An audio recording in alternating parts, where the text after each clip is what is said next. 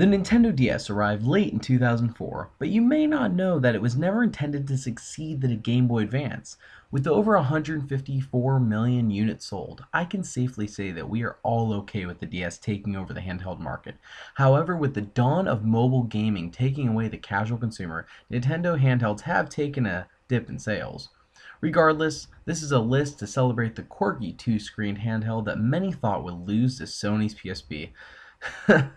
What a joke. With over 1,150 games released, there was no way I could cut the list down to only 10.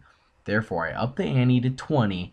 This list contains games that you can pop in today and they still hold up. Now, with that out of the way, here are my top 20 Nintendo DS games.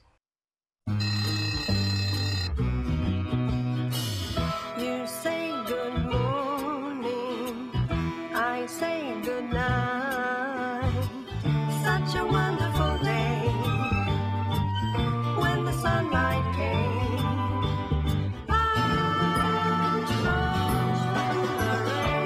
Now you can use your finger to keep Kirby on the right path and out of trouble.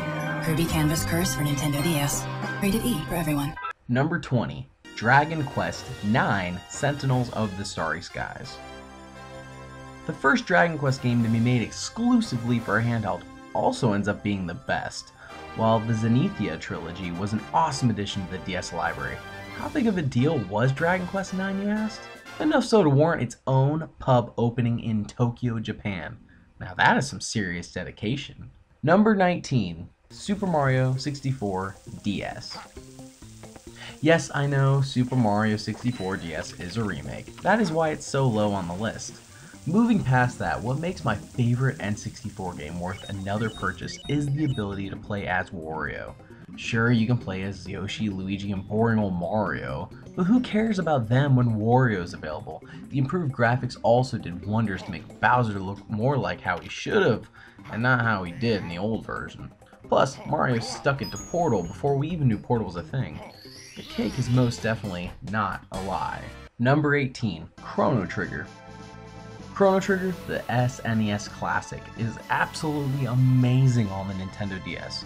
It would certainly place much higher on the countdown if it had been a DS original, but nevertheless, Chrono Trigger is by far one of the best RPGs of all time. The lack of grinding, the addition of a solid story, no random encounters, made this a must-play for anybody.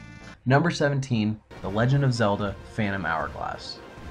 I have made it no secret that I am not the biggest Legend of Zelda fan. After not making my top 10 GameCube list or getting above my number 5 spot on the N64, you should have expected this. Phantom Hourglass was the debut of the touchscreen-only controls that Nintendo was trying to push. What stood out to me about Phantom Hourglass was the visuals. They were simply astounding and had left me curious as to how far the DS could really be pushed. Plus, the return of sailing on the seas that we saw in Wind Waker, beautiful. Number 16, The World Ends With You. Wait, it ends with me? I guess we're all screwed then.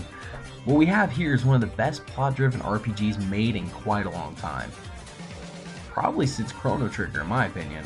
What is really crazy here is how there is a battle taking place on the top and bottom screen simultaneously. It sounds nuts, I know, but in the end it works out quite well. Combine that with a cast of characters that you actually care about along with a unique story, and you get The World Ends With You. Number 15, Hotel Dusk, Room 215. Pick up your DS or 3DS. Act like you're going to play Hotel Dusk Room 215. I bet you thought it would be a standard affair, huh? You might have even grabbed the stylus. You're so silly. Hold that DS like a novel. Don't question me, I'm serious. Besides the unique way you hold your DS, Hotel Dusk is a point-and-click adventure through and through. What drives this genre and this game is the story, and that certainly has not changed here. I don't want to ruin the plot, but let's just say Room 215 has a history. Number 14, Ghost Trick Phantom Detective. You're dead. And that is how Ghost Trick begins. Not even close to joking. So, how do you play this game then? Dead people really can't do much of anything. Well, as it turns out, you transfer your spirit from inanimate object to inanimate object. This allows you to manipulate the world to help you on your quest to find out all the mysteries surrounding your death.